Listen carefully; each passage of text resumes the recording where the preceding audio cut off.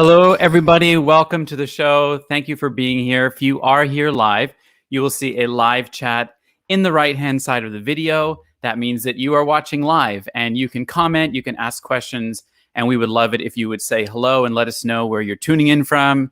If you're an online teacher, what companies are you working for? How are your classes this morning? I would love to hear all about it. I just want to give a little shout out to a few people that were here early. I see my friend Maria was here. Thanks for being here, Maria. And Daniel in Taipei exercising while waiting to start. Awesome. Prepping for day one TOEIC this morning. I've heard of that, but I don't know exactly what that is. Masangu, thank you for being here as well. And we've got Miriam tuning in from Toronto. Great to see another Canadian here. That's great. I lived in Toronto for 1 year. But the majority of my time in Canada was spent in New Brunswick. So I'm definitely a Canadian at heart. I grew up in Bermuda, but my mom is Canadian, so I have a Canadian passport as well. And we've got, hey, Lily Lucia from Vietnam. Awesome. Yes, I remember you. Hope everything's going well in Vietnam. You're just a little bit south of me. I'm in Bangkok, Thailand, coming to you live. And you are here watching my live show, which I do every Monday at 10 a.m. Eastern Standard Time. Sometimes I have guests on talking about online teaching or topics within that sphere, or I'll talk about different online teaching topics as well. So thank you so much for being here. And we're going to get started in just a couple of minutes with our guest. We are talking about building an online tutoring business today. So if you have any questions about that, I would love for you to put them in the chat as we get going, and Sonia and I can help to answer them for you. Patricia, hey, good to see you. Live from Little Meadows in Pennsylvania, finishing up my last lesson of the day. Great. If you are an online teacher, let us know also what companies you work for. I primarily work with VIP Kid and have kind of tapered my hours down to about 1 to 2 hours a day. And now that the summer schedule is here, I'm really loving that because I'm teaching earlier in the morning for me, around 11 in the morning until 1 in the afternoon at the most. And I really like that schedule because it allows me to get some work done in the morning. I kind of take a little break and do my 3 or 4 classes, have some lunch, and then I have the rest of the day in the evening. So I'm really loving the summer schedule and having more hours to teach. Melanie, hey, all the way from South Africa. Awesome. And Nicole is here as well. Very good. Well, great to have you all. I wanted to introduce our guest to you. Sonia Teach is a former classroom teacher who left the classroom due to chronic health issues. And she was searching for a way to use her passion for teaching while still keeping her health a priority. And she came across online tutoring. Within 6 months of starting her online tutoring business, she had parents all over the world finding her online and asking to work with her. And now she helps other teachers create that same flexible career by starting an online tutoring business. Welcome, Sonia. Thanks for being here. Hey, thanks for having me. I was just keeping myself on mute in case there was I have 2 young children and I didn't want them screaming in the background. Awesome. Yeah. How old are your kids? I have a 2.5-year-old and a 3-month-old. Okay. I know you just had a baby, so that was just 3 months ago. Yeah. Oh my goodness, you are busy.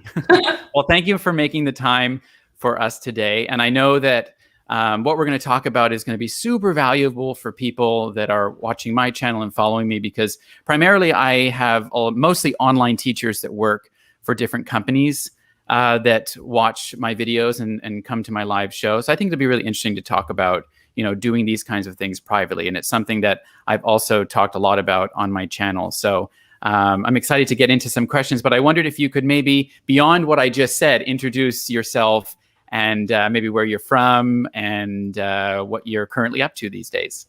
Sure. So I'm from Chicagoland, the Chicago suburbs, and now I live in Indianapolis, Indiana, in the United States. And so former teacher, then I started the tutoring business, and then ended up starting with the tutor business coaching. So I've kind of done a few different things since I initially started teaching. Cool. Yeah. Did you ever work for an online ESL company, or did you always tutor privately? Like, what's your online teaching journey been like? Have you?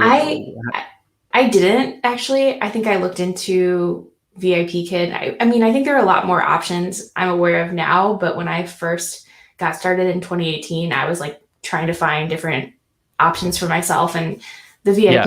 VIP Kid thing was like, okay, if I want to do this successfully, I need to wake up either really early in the morning or I need to be working later at night. And I just wasn't into that. So I was like, I'm just going to try and figure out how to do this myself. I think that's so cool. I think, a lot of teachers maybe feel like, working with a Chinese company like VIP Kid is maybe the only option for them, and it really is, outside of the hours. It does that. Those don't affect me because I've never had to wake up that early being where I live. But it really is a great job. You can get your teaching done before your kids wake up in many cases. And if you're a morning person, it's even better. If you're not a morning person, Right. it's a little bit tough. But you can get paid to basically, there's very little preparation. It's really easy.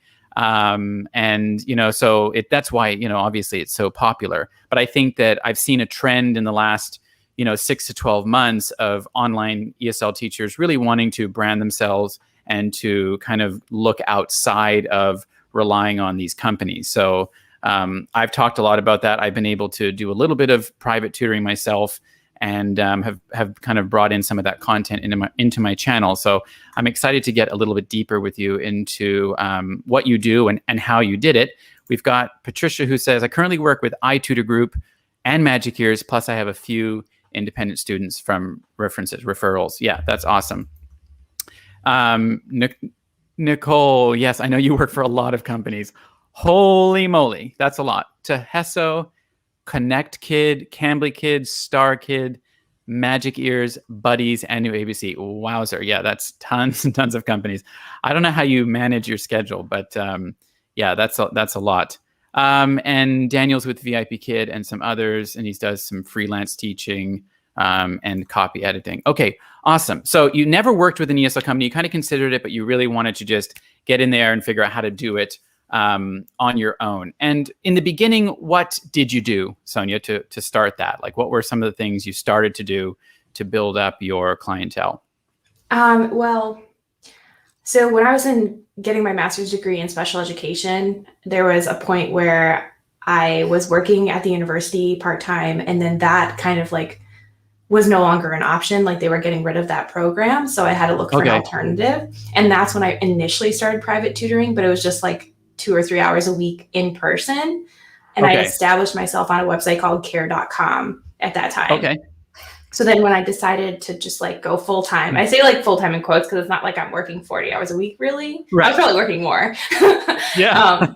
But when I decided to like go all in on the tutoring business, I already had established myself on that website, care.com.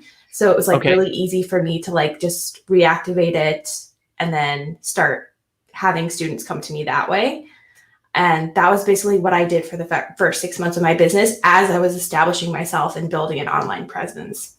Cool. So I think that's neat, and that's a really great way to start. I've talked about companies like italki and some other tutoring websites. I'm assuming care.com is like it sounds like a healthcare website, actually. It's kind of like I think like Angie's List or something. I don't know if you've heard of any of these websites. No. But it's kind of like you just post a profile and people can contact you directly if they are looking for a tutor. Okay. So you kind of establish yourself on that, and then as you were doing that, you were also kind of building up your online presence, maybe by starting your YouTube channel, your website, things like that, and slowly growing the traffic towards those. And then did you ever make a transition out of the platform websites and just doing it on your own? What was the journey like for you after that? That's a good question. I don't remember exactly like when I stopped using it. I think I kind of just had that profile open for most of the time. Sorry. Okay.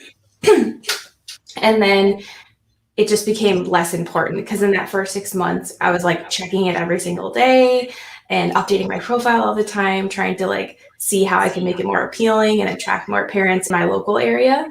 But then as I started to build an online presence and people started finding me organically, through social media, through my website, I just like stopped paying as much attention to it, but it was still there. Cool. And for those that may not know what that means, like finding someone organically, it's just basically people are finding you without paid methods and, based on the content that you create and put out consistently. And as you show up online, establish yourself as an authority, like, people will start to find your stuff. It just happens. That's just the way it works. So that's a really great tip. So do you still have a platform, a profile on these platforms, or do you not rely on those anymore? No, I actually don't tutor anymore at all. I'm just solely doing the coaching business. Awesome. Okay, we're going to get to that because I'm excited to talk about that too. Hey, James, good to have you here. He's in Vietnam as well. Got a couple people from Vietnam. Hey, Kelly, good to have you. Great. Hope you're doing well. I haven't talked to you in so long. Okay, so what were some of the challenges that you faced when you were, getting started with these kinds of things, and how did you overcome them? Absolutely. So I think we both talked just earlier about boundary setting and everything. Yeah. So I think that was like a really big issue, is like, I make some Instagram reels about it as like a joke, but like somebody saying, I need a tutor. I'm going to pay you $30 per hour for this many hours a week. I need you from this time to this time, this day and this day. You need to come to my house and do blah, blah, blah. Like kind of like allowing clients to be the boss, sort of. Yeah. Right. And so like, cause I was just starting and I didn't have a lot of confidence in myself. I was just like really desperate to find students. So I just was like, okay, if this person wants all these requirements, then I'm just going to do it. So boundary setting was a big issue, kind of like not knowing how to not having the confidence to make sure that I was working with the right people. And then also the business side of it, because I didn't see myself as a business owner. So it was like really weird to like try and think about like, how much do I charge? And I was constantly changing my rates and like, how do I market myself online and all of those things as well. Yeah. Very, very, very like absolutely, challenges that anyone would face when they kind of transition into this. And I think, as teachers, like we're not always trained in those kind of business skills, right? And like we just have to kind of learn them along the way. But I think for someone that's starting out, it can seem so daunting. Like I remember when I was getting started, I just thought, man, I have no business background. I've got no business skills. Like if I had let those kind of beliefs take over, I probably would never have moved forward and things. So, and by the way, if you're just jumping in, I see a few new faces jumping in and watching. Please say hello in the chat. We are talking to Sonia Teach all about building an online tutoring business. And I've been following Sonia on Instagram. I'm just going to pop this up right here at Sonia_Teach.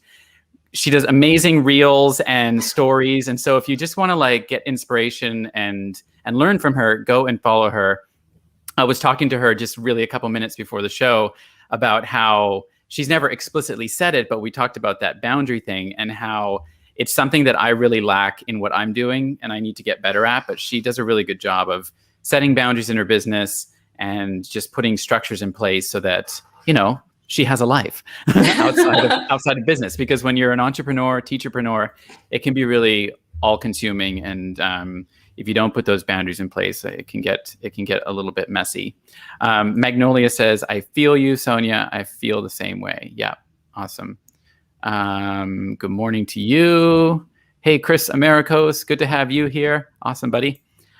So Sonia, I was going to also just ask you further to a little bit of a sidetrack question, but for those that are wanting to get started, what were some tools that you used as you were getting started in your tutoring business?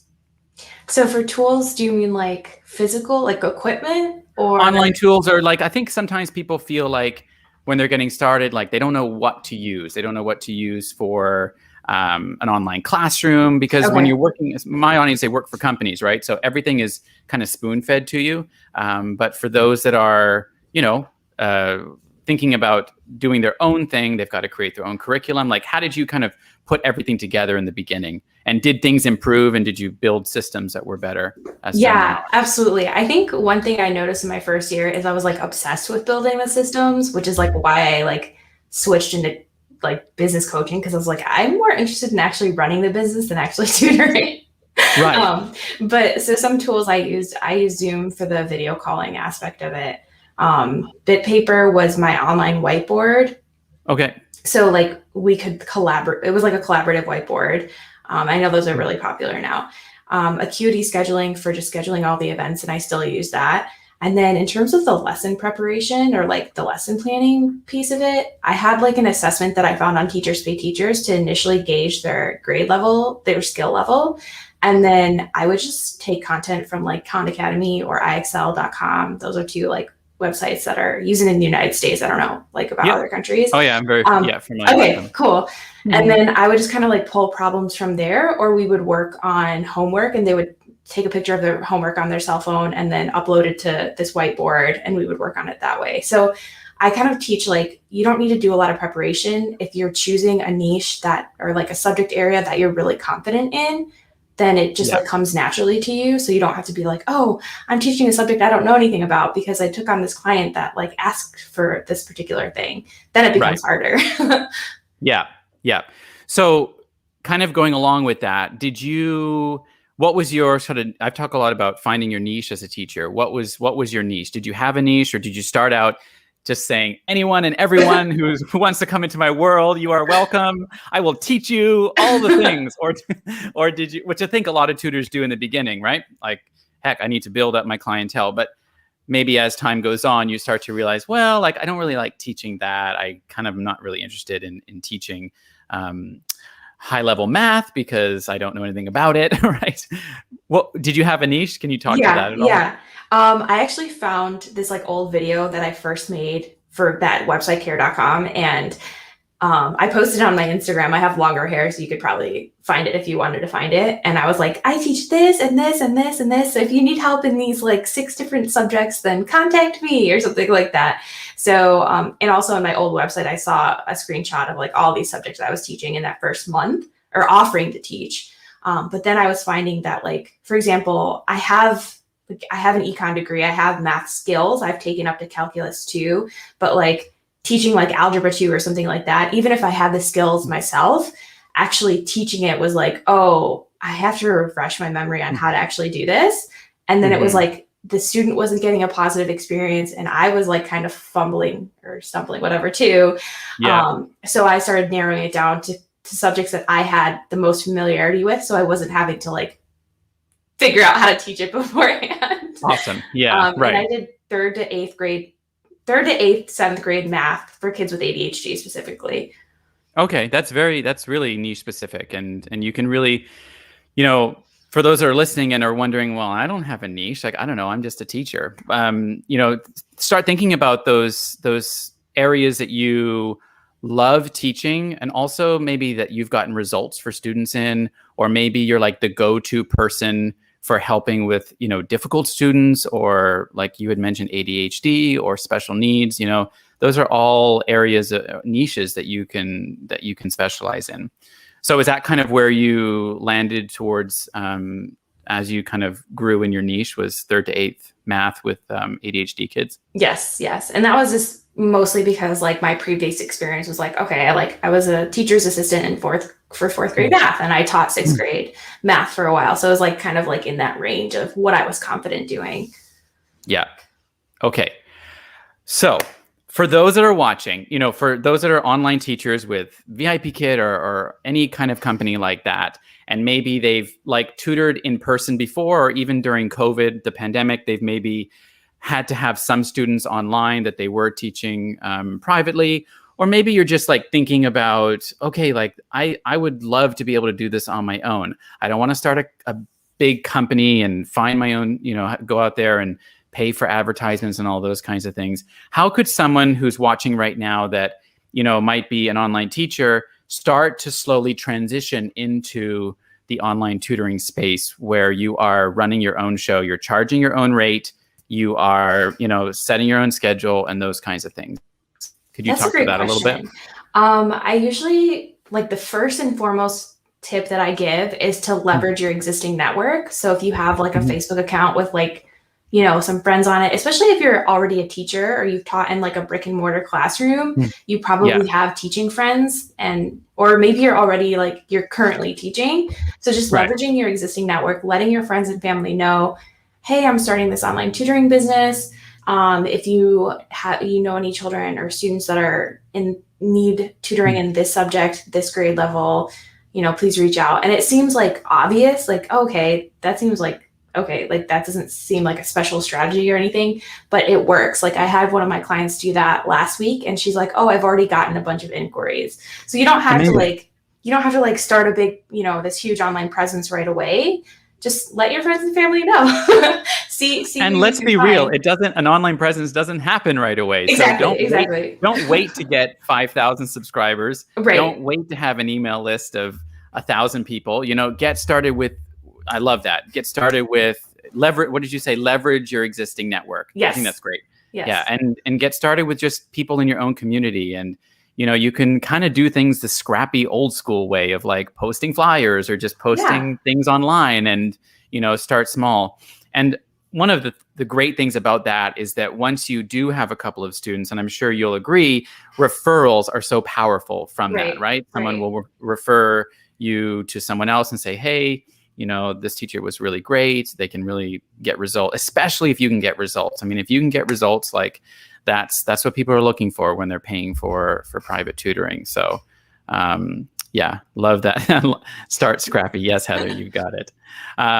So good tip. Now, can you talk a little bit? It's not a question I had given to you before, but I was wanting to talk a little bit about pricing because I have a lot of people to ask about that too. And you mentioned that was like one of the struggles in the beginning. How much do you charge? Like, online ESL companies, as you probably know, don't pay very much. And so I think online teachers go into tutoring, or even if you're going on a marketplace with this like race to the bottom kind of mentality, I've got to charge a lower price to beat out everybody else. And I think it's just a crazy mindset to have, because the lower you go, it's not the more money you're going to make or the more students you're going to have, the less valuable you're going to appear to someone, right? Right. So how did you kind of tell me about your pricing journey, and sort of how did you kind of figure out like what was a good fit, and were you scared to charge more? What did that look like for you?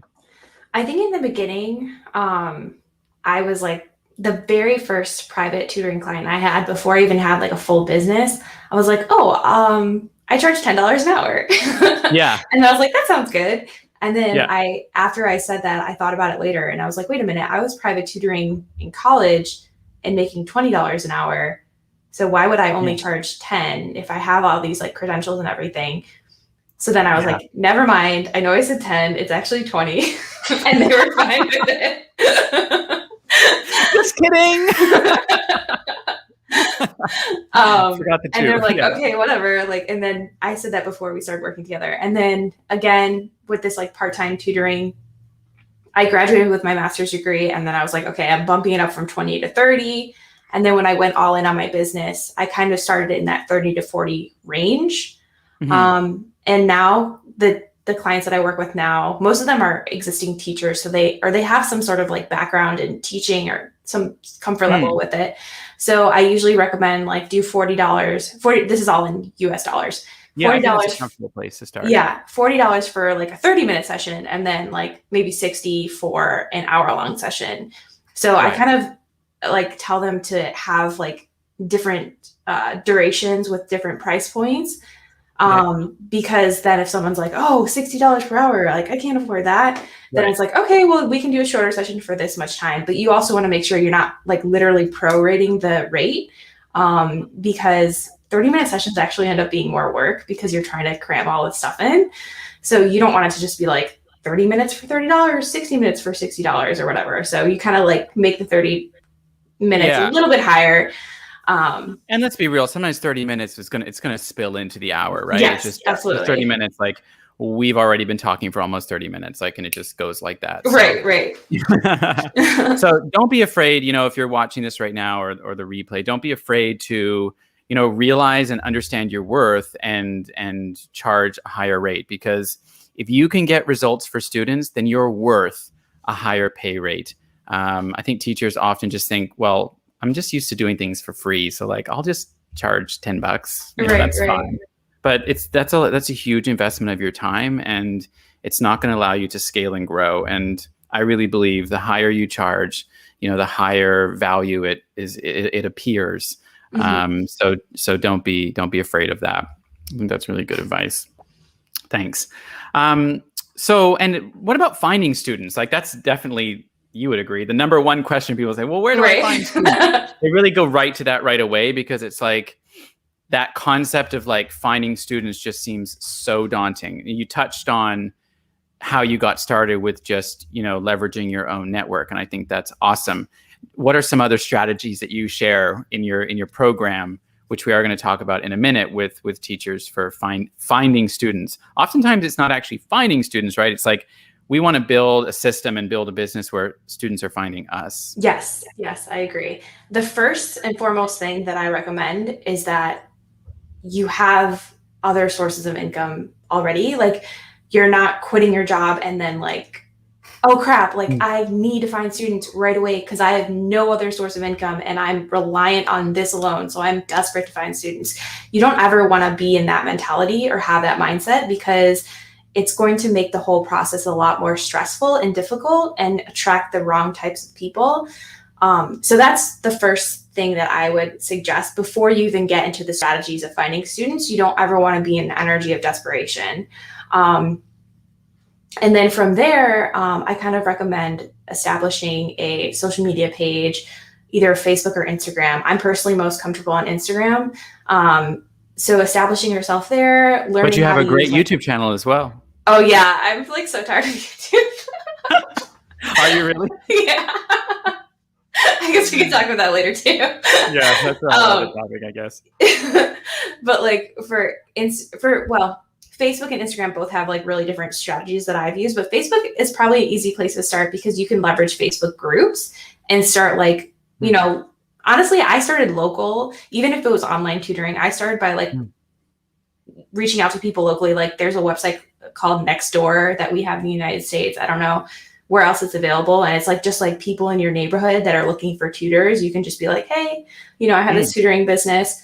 So kind of like, once you've leveraged your existing network, then look into your local community. What opportunities are there in your local community? And then from there, okay, start with one social media page. Generally, I say Facebook, and then start, leveraging Facebook groups. Again, I say local community because you already have that connection of being in the same place. It's not just like random people. So if there's like and just to jump into that, I really believe when people search for tutors, they're often, even though they may be looking for online, they often do search for that near me phrase too, right? Yes. And Google also generally, well, they do. That's how the SEO works. They will feed you tutoring companies and tutors that are in your area at the top of the page. So if you're leveraging that local SEO of like, I'm a tutor in this region, then that's really helpful too. Absolutely. Yeah. That would be like my first few tips of like how to get started. And then I think that's how I started myself, is like, once I went through those different strategies, is like, okay, Facebook groups. What are some local Facebook groups? And how do I just like show up and not necessarily just like promote myself, but like just show up as somebody in the community that like, hey, I live here. This is who I am. And people will just like naturally like be curious and like click on your profile and then see your Facebook business page and be like, okay. And I see what this person is doing. And that's just like, then you can be top of mind when they do need a tutor or they know someone that needs a tutor. Yeah. Awesome. And just a couple people have some questions in here that I want to just pull up. Magnolia, thank you. This is very informative. Appreciate that, Magnolia. You had a question about, can you do small group tutoring, like 2 in a group, and charge per hour as well? Sure, you can do anything. What do you think? Yeah, absolutely. I haven't done small group tutoring myself.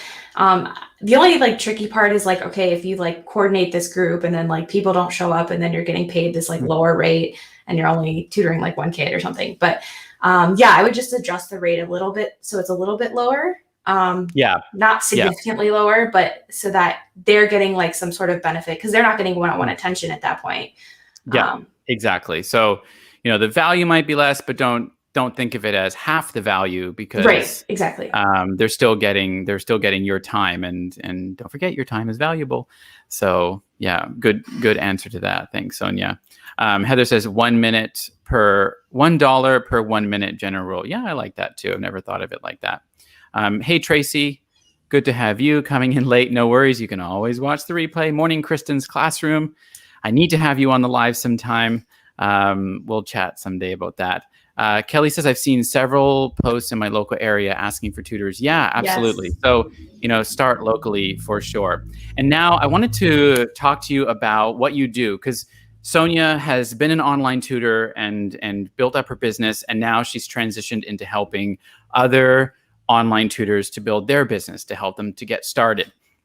I've done a little bit of coaching on this earlier in the year, and really enjoyed helping teachers to leverage their skills and their passions to be able to do this on their own. So tell us about your business and what you do, because you said now you're only doing that, right? You're not actually teaching anymore. What an amazing thing. I still teach for VIP Kid, even though other things have grown. But yeah, tell us about what you do. Yeah, absolutely. So I was doing the tutoring, and then I had my first child, and I have this a lot of health conditions. So my health became worse, and I couldn't realistically sit in an office for long periods of time, even if it was in my house. So I had to get creative and think well, what can I do instead? So I started with selling digital products for tutors, like this, 20-minute training on how to find tutoring clients online. And I started with that, and that started building momentum there. Mm-hmm. And then I was like, okay, so this seems like it's working. This is an established income stream. And that being said, the pandemic really bumped up the demand for this, this particular niche. And then I started one-on-one coaching and launched a membership, and basically just support tutors and getting their tutoring business established based on the experiences that I had in becoming successful. Cool. And Sonia's got a website, soniateach.com/services, if you want to work with Sonia. So you've got a coaching program and a membership at the moment? Yes. And then I also have some low price digital products. If people just want to do a self-study thing, that's there for them too. Awesome. So are your courses live run courses, or are they kind of evergreen where people can join anytime, or is there a enrollment date, or how does that work? That's a good question. Pretty much everything is people can join at any time. So the membership is at least right now, as we're making this video, the membership is always open, unless I'm I'm overwhelmed, and then I'll close it temporarily. Okay.